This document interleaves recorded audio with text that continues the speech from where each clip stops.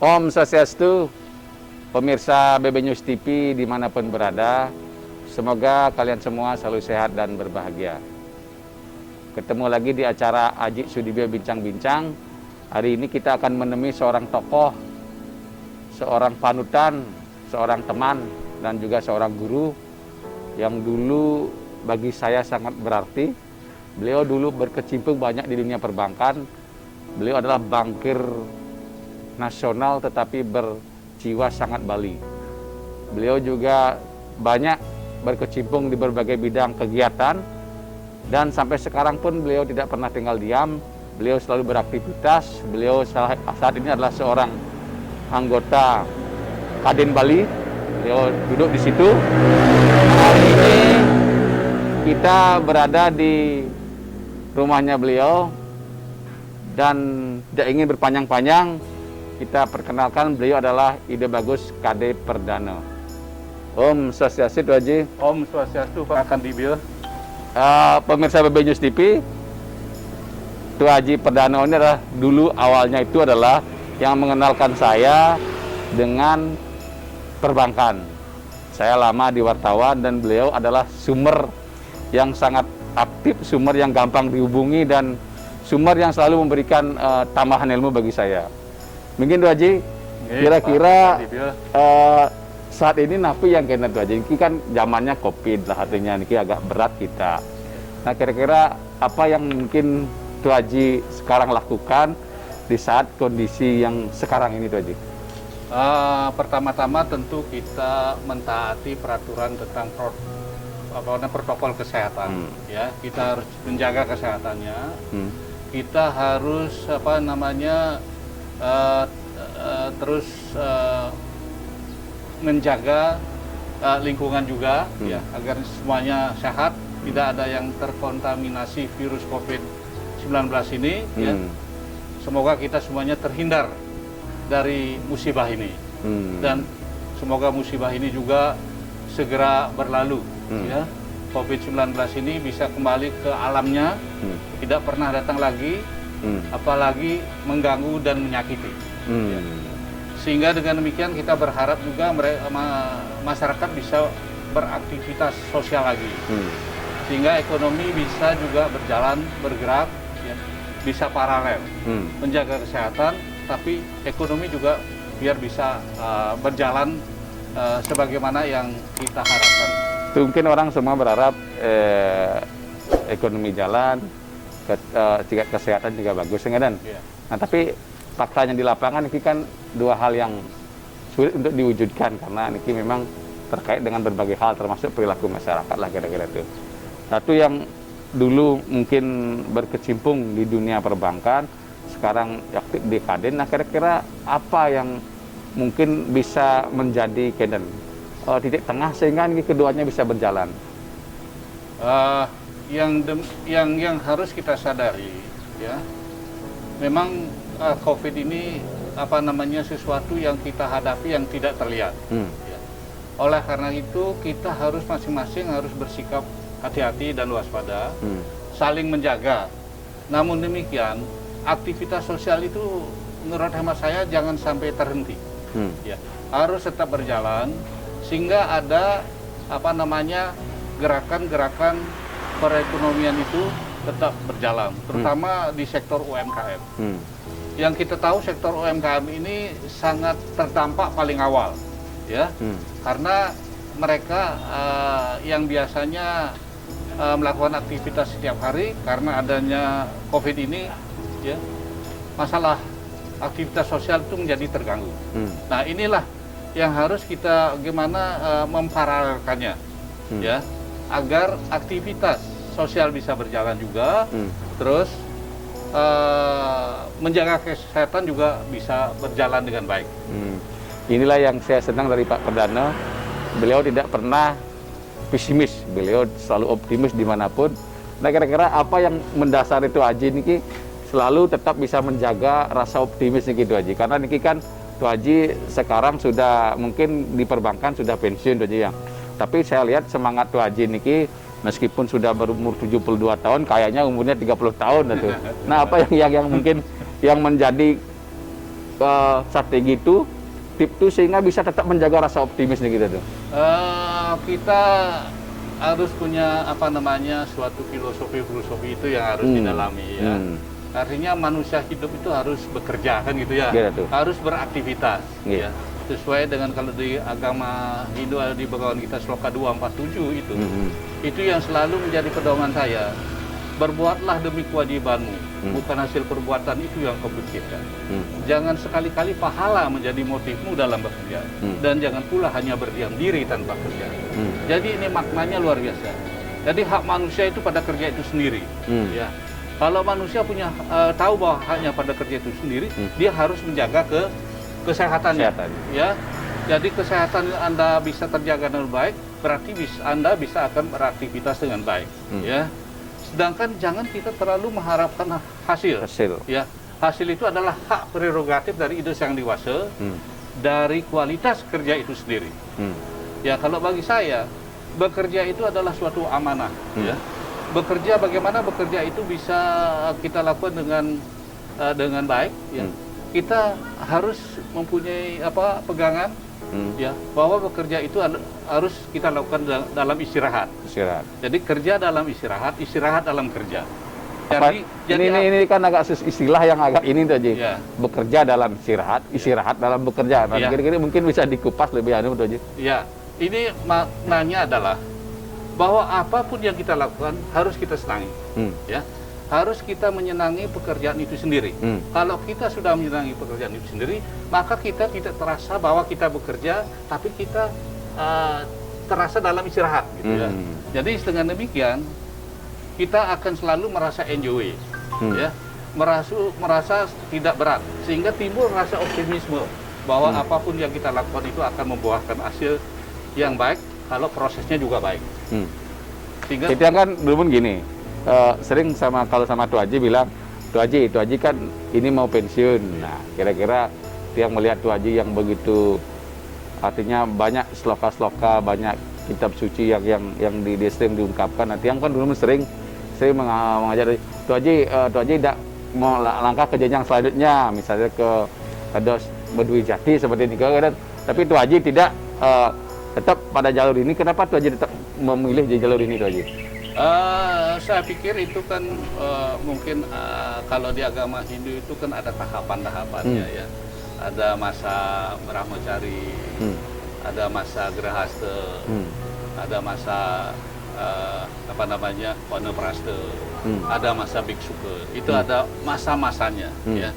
Tapi kan tidak ada pakem yang mengatakan kamu harus gini dalam jangka waktu ini. Itu tahapan aja. Tahapan saja itu. Itu bisa dipilih sesuai dengan ini tuh Ji ya. Iya, betul.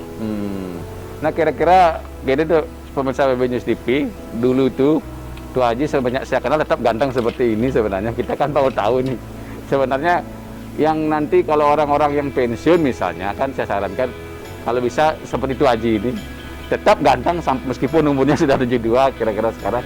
Apa yang menjadi rahasia Tuh Haji ini gitu aja sehingga Tuh Haji ini kelihatan tetap semangat ini dan tetap ganteng gitu aja. Ya, dalam hidup ini kita harus mensyukuri berkah dari yang dewasa, itu yang pertama ya. Bahwa kita dilahirkan ke dunia ini sebagai manusia. Manusia itu kan mempunyai akal dan budi. Jadi makhluk yang paling mulia di antara makhluk-makhluk yang ada. Nah, itu yang harus kita pakai pegangan. Pakai kita untuk merasa bersyukur. Dengan demikian kita harus selalu menjaga berkah dari yang dewasa ya. Jasmani rohani yang diberikan itu tetap harus kita jaga sehingga tetap kelihatan bugar ya, dengan menciptakan bahwa segala sesuatu itu kalau dipelihara dan dijaga dengan baik akan menghasilkan sesuatu yang bisa menunda ya, misalnya menunda akan menjadi lebih tua dan sebagainya. Jadi bisa, dan dalam diri kita juga harus ditanamkan keyakinan bahwa kalau sesuatu yang baik kita lakukan itu akan memperkuat ya penampilan kita dan sebagainya, dan tingkah laku kita, bagaimana kita berinteraksi dengan teman-teman, dengan masyarakat. Yang penting jangan sampai kita membuat perasaan-perasaan yang tidak senang pada orang lain itulah. Nah itu yang harusnya. Berarti Ratu Haji bisa berpikir secara seimbang berarti Haji. Ya. Sesuai dengan konsep hidup orang Bali itu kan tetap kepada keseimbangan itu. Ya. Nah ketika dia bisa seimbang dari sisi jasmani, bisa seimbang dari sisi spiritual, itulah penentu bagaimana kehidupannya di jalan itu Haji ya.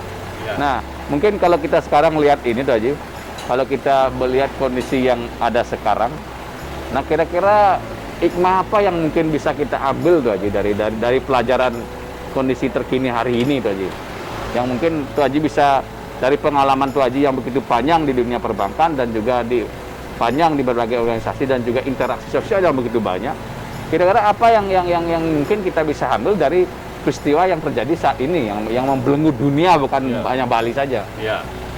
Ya tentu kita menjaga ya, bukan kita tidak waspada dengan wabah penyakit ini, gitu ya. Tapi kita jangan tersandra, ya jiwa kita jangan tersandra bahwa yang membuat diri kita terlalu ketakutan, gitu ya, sehingga kita tidak bisa berbuat apa-apa. Itu ya yang harus kita jaga. Artinya jangan kita sampai terjajah oleh adanya virus ini, ya. Dengan adanya virus ini, kita bagaimana menyikapi ya sebagai sahabat lah gitu ya, sebagai berteman dengan teman lah gitu ya. Kita bisa hidup berdampingan karena juga itu makhluk ciptaan yang maha kuasa, walaupun mempunyai perbedaan-perbedaan ya. Ya, mereka adalah makhluk yang tidak punya akal dan pikiran, sehingga mereka akal dan budi, sehingga mereka bergerak sporadis begitu aja mengancam kesehatan umat manusia. Artinya berteman ini, bersahabat ini dalam konteks bahwa kita juga harus tetap menjaga diri kita, menjaga protokol kesehatan kita seperti itu dia. Nah kalau kita lihat dari hikmah orang Bali yang memang cenderung kepada orang ke dalam, nah kira-kira apa yang mungkin Tuh Haji bisa ambil dari peristiwa ini? Apakah ini harus seperti introspeksi kita sebagai orang Bali, atau memang ada hal-hal yang perlu kita perbaiki Tuh Haji? Ya saya kira benar sekali pertanyaan itu. Kita sebagai makhluk, apalagi kita hidup di Bali, ya kita percaya adanya kehidupan nyata dan tidak nyata. Ada skala dan niskala, ya. Mungkin perbuatan kita di dunia nyata ya sudah merasa baik itu misalnya, tetapi secara niskala ada hal-hal yang kita lupakan, yang kita tidak sadari, sehingga dengan demikian itu menimbulkan sesuatu yang bisa berdampak timbulnya hal-hal yang negatif. Ya. Nah hal-hal negatif inilah berupa virus wabah COVID ini. Ya, oleh karena itu benar sekali kita harus selalu menjaga keseimbangan, ya. Yang kita juga sudah punya karifan lokal yang sangat luar biasa, ya seperti Trihita Karana dan sebagainya. Dan mungkin juga saya pakai poleng ini kan wujud juga keseimbangan hitam putih gitu ya. Ya. Ruwa Bineda kata dia. Ruwa Bineda ya. Nah kalau kita sadar adanya Ruwa Bineda gitu ya, kita harus berusaha mengantisipasi bagaimana kita harus mengontrol diri, ya, mengontrol diri untuk selalu berada di jalan Dharma, ya, sehingga kita dapat perlindungan Dharma. Seperti bilang ikan Dharma ngarannya seperti itu. Nah, Dharma itu adalah jalan seperti itu. Ya. Nah kalau kita sekarang berpegang kepada Dharma ini, nah kira-kira sekarang mungkin setelah kita virus ini ada dan kehidupan ini tak berjalan, nah kira-kira Ratu melihat Bali ini akan seperti apa nanti? Nah karena nanti orang kan selama ini kita bergantung kepada pariwisata. Setelah ini dipukul oleh virus, kita jatuh. Nah kira-kira ke depan ini pariwisata Bali ini akan tumbuh lagi apa bagaimana Tuh Haji? Saya pikir ini juga suatu hal yang dapat dipakai sebagai untuk introspeksi diri. Evaluasi untuk meluruskan itu. Ya. Yang sudah pasti pariwisata itu ya sudah berjalan ya, dipakai sebagai motor penggerak ekonomi Bali. Namun demikian kita harus ingat bahwa para pendahulu kita itu sudah sangat bijak, tidak menaruh telur dalam satu keranjang. Ya. Zaman dulu telah ditetapkan oleh para pendahulu kita bahwa ekonomi Bali sebagai lokomotifnya adalah pariwisata, didukung oleh pertanian dan didukung oleh industri kerajinan rakyat atau industri kreatif. Ini sebenarnya suatu hal yang sangat bijaksana, ya. Sudah brilian lah pikiran leluhur kita, ya. Nah, ini yang harus kita tetap konsisten kita lakukan, ya. Nah, karena dalam perjalanannya, karena kita terlalu silau, ya, dengan gemerincingnya dolar, ya, kita menjadi, maaf ya, mungkin untung saja kita tidak menjadi rabun ayam gitu ya. Maksudnya? Jadi dengan menghalalkan segala cara, membiarkan industri pariwisata itu bergerak sebagai predator, menghancurkan sektor-sektor yang lain. Nah, ini yang harus dijaga.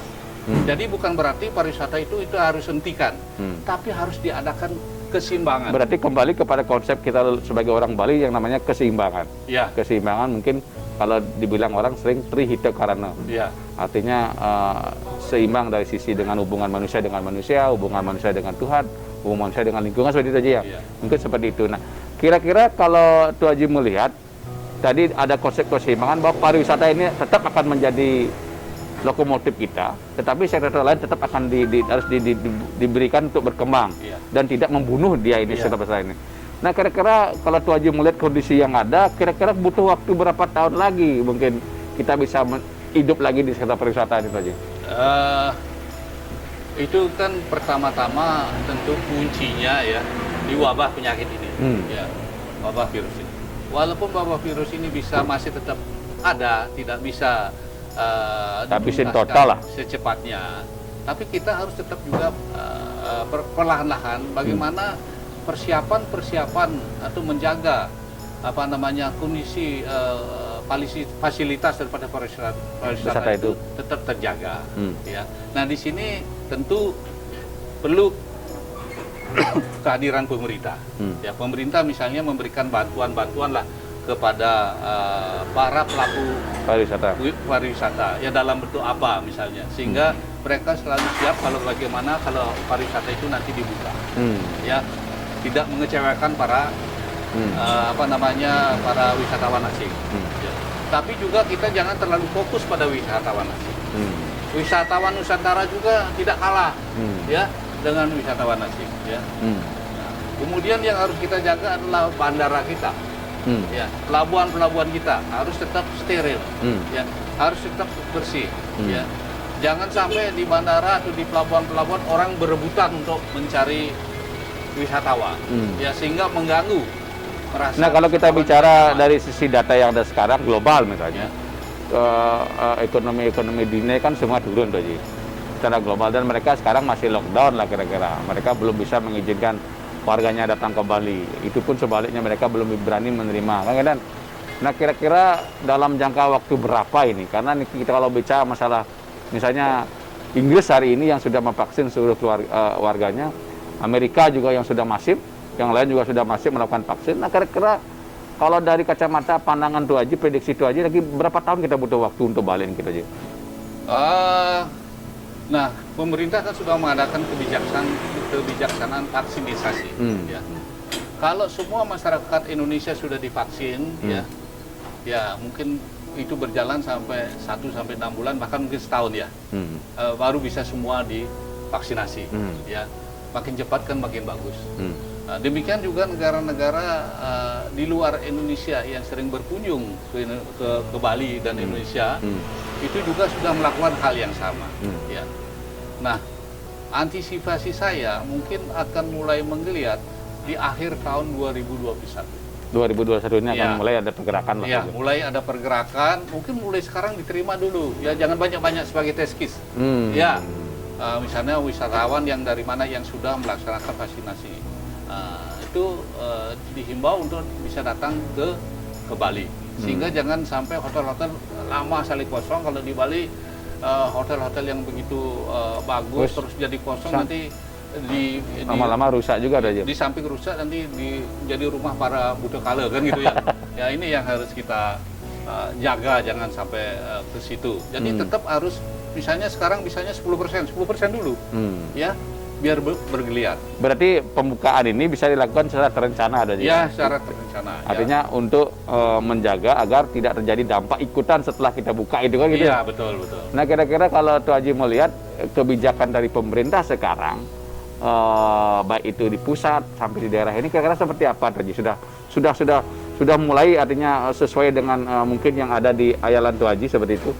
Ya, saya kira ya orang-orang di pemerintahan pasti Pak Gubernur gitu ya, pasti juga beliau sudah membuat tim, ya, tim untuk mengantisipasi untuk tetap menggerakkan bagaimana pariwisata bisa bangkit.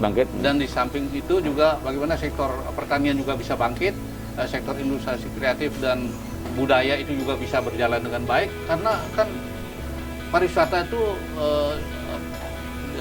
penggeraknya adalah budaya. Ya.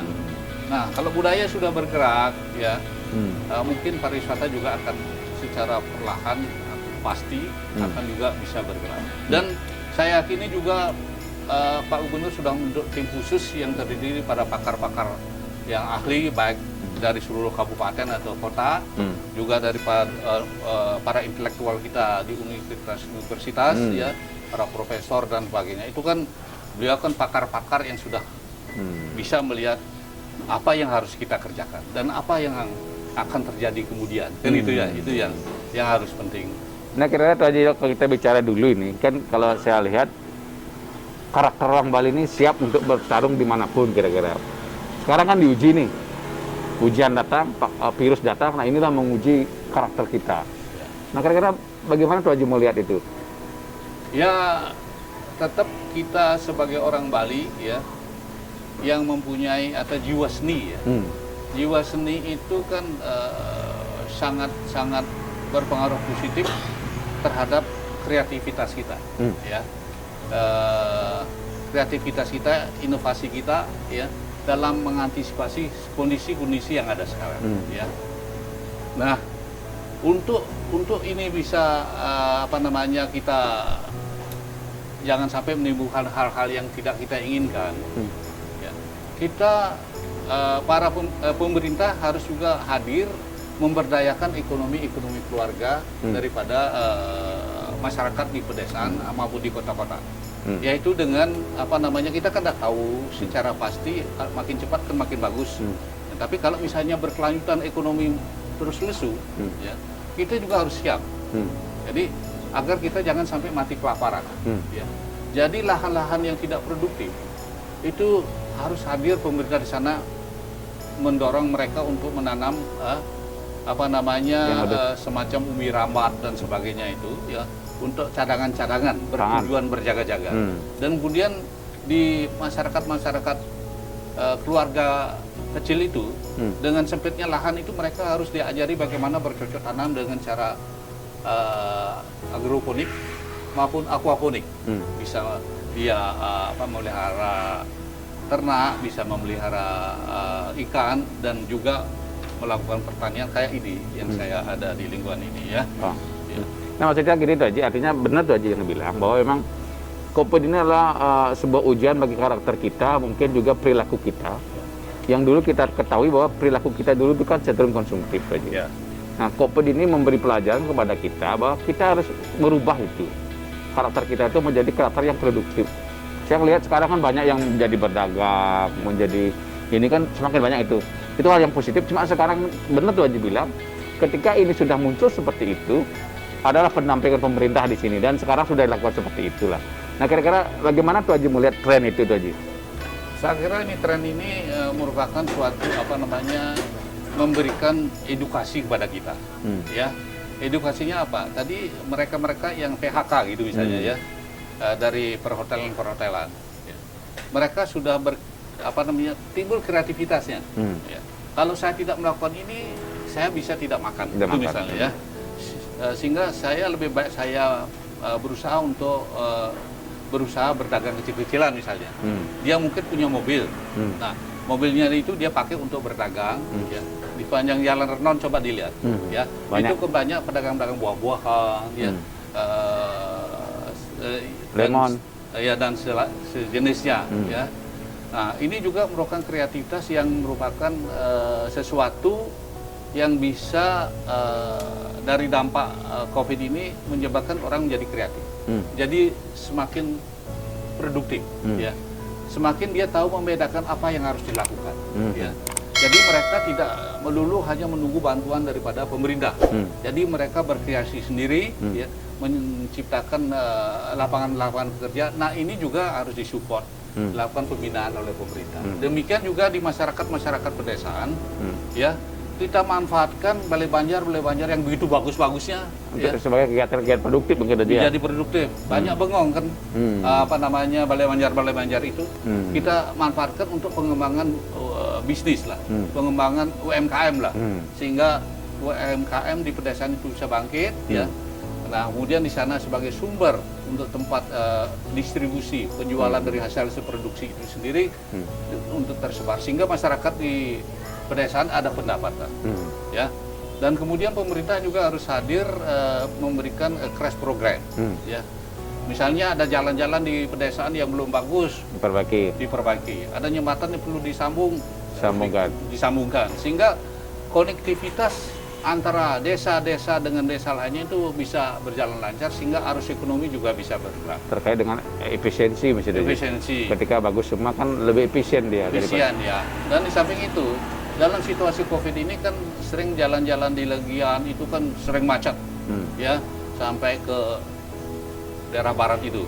Nah, kalau ini harus dibenahi. Nah, saatnya sekarang lah harus dibenahi, ya. Karena kita bicara masalah yang artinya Niki kan sudah memang perlu pembenahan itu. Nah, kira-kira Titiang secara pribadi nih, nah tuh Haji dulu ini kan sebelum COVID yang lihat kan orang yang sangat aktif lah, artinya kegiatan sehari-hari ini tidak terkait dengan hal yang besar, tidak terkait, tapi hal-hal yang pribadi yang tuh Haji lakukan yang lihat kan masih berlangsung ini kira-kira. Tuh Haji kalau setiap hari ngapain aja tuh Haji? Ya, saya berusaha untuk mencari aktivitas, menciptakan aktivitas sendiri. Ya, olahraga pasti olahraga bisa. itu pasti, ya, olahraga itu pasti untuk menjaga kesehatan kita, ya. Kan ada moto di dalam badan sehat terdapat jiwa yang sehat. Juga pikiran akan jadi sehat, kan gitu ya. Nah, kemudian saya juga bagaimana kita tidak cepat pikun lah gitu lah. Karena itu kan musuh orang tua tadi. Iya, musuh orang tua yang mudah-mudahan yang alami sebenarnya. Ya, alami bisa dihambat lah. Ini menghambat aja gitu. Ya, bisa dihambat. Ya, saya bikin artikel-artikel yang terkait. Masih menulis tadi ya. Saya menulis, ya, itu di samping itu ya apa yang saya miliki, yang ada pengalaman-pengalaman yang saya lakukan, ya, sehingga bisa meraih berkat dukungan masyarakat banyak, ya, bisa menjalankan sesuatu menjadi bisa bermanfaat bagi orang banyak, kan gitu ya. Nah, inilah yang harus saya juga sampaikan. Tadi sudah saya sampaikan bagaimana bekerja dalam istirahat dalam bekerja, dan itu salah satu sehingga kita memotivasi kita, ya. Jangan seperti kita mau naik ke puncak gunung, melihat gunung aja, gunungnya tinggi sekali, tapi kita menjebak kita mengeluh terus. Jadi dalam hidup ini jangan mengeluh lah, ya. Walaupun manusiawi itu mengeluh tuh, ya, manusiawi. Tapi juga bagaimana kita memilih biar kita jangan ketakutan dengan stres, ya. Stres ini sesungguhnya bisa memperkuat kita, ya. Jika kita bisa mampu memanagenya, mengelolanya dengan baik, ya. Bagaimana kalau Anda kerja sampai stres, tapi pasti hasilnya akan lebih bagus daripada Anda kerja biasa-biasa saja. Ya enggak? Jadi stres ini menjadi motivasi untuk kita untuk meningkatkan kualitas kerja. Berarti stres dalam artian positif. Positif, ya, dalam artian positif. Ya, jangan sampai kita menyetreskan diri gitu ya. Ini agak repot ketika kita menyetreskan diri. Sebenarnya tidak masalah, tapi disestreskanlah dirinya. Iya, gitu. Sehingga kita jadi malas, ya. Menjadi terjajah gitu ya. Orang malas itu kan orang terjajah, tidak bisa keluar dari tantangan-tantangan yang ada. Ini dia setuju ya, jadinya inilah momentum kita untuk tidak hanya menjadi penonton, tetapi momentum kita untuk menjadi pemain ikut serta, kan gitu. Iya, tetap. Nah, itu yang perlu kita garis bawahi juga pada kondisi sekarang ini, kan gitu. Kalau kita sebagai orang Bali, saatnya lah kita untuk menjadi pemain, karena Tuhan sudah memberikan kita titik nol sekarang. Ya. Nah, kita mulai dari titik nol ini untuk melanjutkan yang ke depan menjadi 1, 2, 3 seterusnya itu. Kita lah orang Bali harus mengambil itu kan, Raja. Ya. Dan kita harus yakini bagaimana pendapat-pendapat daripada penghargaan yang dilakukan oleh para wisatawan yang pertama kali datang ke Indonesia. Dia kan terkagum-kagum dengan Bali. Bali dengan geografinya yang begitu bagus, indah, ya, dengan pantai-pantainya yang pasir putih, dengan datarannya yang berterasering berupa sawah, dengan bukit-bukitnya yang indah, membentang dari barat sampai ke ujung timur, ya, itu dan dengan budayanya orang Bali, sehingga orang Barat itu orang Eropa tuh melihatnya, kok Bali ini seperti tempat bersemayamnya para dewata. Nah, itu harus kita syukuri. Ya, orang luar aja melihat seperti itu, sehingga diberi kejulukan Bali is God. Bali adalah pulau dewata, kan gitu. Nah, itu harus menjadi kekuatan kita dengan geografisnya yang bagus dan adanya budaya, menjadikan Bali ini small is beautiful. Ya, Bali small is beautiful. Nah, ini harus menjadikan kita harus optimis dalam menjalani kehidupan ini. Ya. Harus kita bisa menjadi tuan di tanah sendiri. Ya. Harus kita bisa bagaimana menjaga dan mengapresiasikan berkah yang begitu luar biasa. Anugerah ini yang begitu besar diberikan kepada kita. Nah, itu kita harus jaga. Berkah ini harus kita manfaatkan, sehingga memberikan bagi kita, kehidupan bagi kita. Jangan sampai berkah yang sudah kita dikasih ini malah kita tidak bisa gitu aja. Iya, betul. Seperti itu Haji bilang, orang sudah lari ke bulan, kita masih kilang-kilang di batu bulan. Itu jangan seperti itulah. Ya, kita sudah memiliki modal yang sangat kuat, ya, dengan jasmani yang sempurna, ya, dengan budaya dan Bali small is beautiful ini, kita harus bisa eksis. Jangan disia-siakan modal yang kita miliki demikian kuatnya. Jangan ditonton, ya. Harus kita juga beraktivitas, terus beraktivitas, walaupun di masa COVID ini, tapi dengan tetap menjaga protokol kesehatan. Itu harus diwaspadai. Nah, mungkin yang statement penutup yang mungkin Tuh Haji bisa berikan kepada generasi muda kita khususnya, karena tuntunan dari orang-orang tua, orang penglingsir ini kan penting. Nah, kira-kira apa yang mungkin Tuh Haji bisa sharing ke mereka sehingga mereka makin maju, makin optimis untuk menghadapi segala kondisi yang ada sekarang tadi? Ya, yang pertama-tama generasi muda keluarlah di zona nyaman. Jangan jadi anak mama maupun jadi anak papa, gitu ya. Jadi dia harus bisa menciptakan dirinya bisa mandiri. Tapi dengan demikian tetap juga harus bisa menghormati orang tua. Ya, dengan spirit seperti itu dia akan bisa keluar dari zona nyaman. Dia bisa akan mandiri. Nah, kalau sudah bisa mandiri, jangan lupa kepada leluhur kawitan. Ya, jangan lupa tetap menjaga budaya hidup Bali itu biar tetap eksis. Karena itulah yang memberikan kita kehidupan. Kita harus berbahagia dan bangga lahir sebagai putra Bali. Coba tuh. Oke, itu semua Om Santi Om. Pemirsa BB News TV, tadi sudah kita lama berbincang dengan Tuh Haji Perdana, dan di sana banyak hal yang perlu kita ambil dan bisa kita ambil, pelajaran penting yang perlu bisa kita ambil, dan juga semangat yang begitu kuat dari beliau yang perlu kita contoh. Jadi di sini kita lihat bahwa pentingnya kita untuk selalu optimis, selalu bekerja keras, dan selalu mengedepankan yang namanya bagaimana kita bisa menjadi orang yang berguna. Karena kita sudah diberikan anugerah yang begitu besar. Jadi kitalah yang sekarang harus berusaha, harus berinovasi, terus melakukan ide-ide kreatif sehingga kita mampu menghadapi berbagai krisis yang ada. Ingat bahwa kita harus tetap optimis, harus tetap berjuang untuk diri kita, untuk keluarga kita, dan mungkin untuk Bali yang kita cintai. Tidak Sinda Patuk Prama Santi. Om Santi Santi Santi Om.